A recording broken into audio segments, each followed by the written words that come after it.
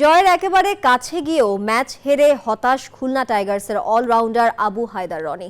অন্যদিকে সিলেটের অধিনায়ক আরিফুল ইসলাম জানালেন, শেষ মুহূর্ত পর্যন্ত আশাবাদী ছিলেন জয় নিয়ে।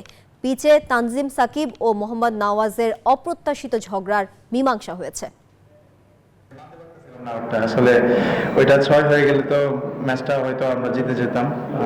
আমার নিজের প্রতি বিশ্বাস ছিল যে আমি এখান থেকে পারবো, বাট আনফরচুনেটলি হয়তো আরেকটু ভালো ব্যাটে লাগলে, ব্যাটটা একটু ঘুরে গিয়েছিল আমার, আরেকটু ভালো ব্যাটে লাগলে হয়তো 6 হয়ে যেত। তো ওই সিচুয়েশনটা আসলে বিলিভ করতে পারতেছিলাম না যে কি হয়ে গেল।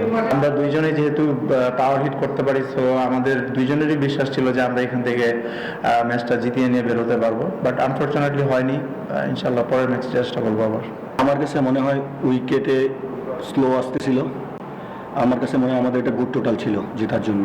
যখন আপনি হাতে থাকবেন তখন আপনার আসলে কনফিডেন্স লো থাকবে, এটাই স্বাভাবিক। সো এখন আমরা ব্যাক টু ব্যাক দুইটা জিতছি। সো এখন পর্যন্ত স্টিল টুর্নামেন্ট ওপেন আছে। সো আমাদের যদি আরও এখান থেকে যদি আমরা লুক ফরওয়ার্ড, যদি আমরা আরও 2-3টা ম্যাচ জিততে পারি, আমরা সেমিফাইনাল ইনশাল্লাহ খেলবো।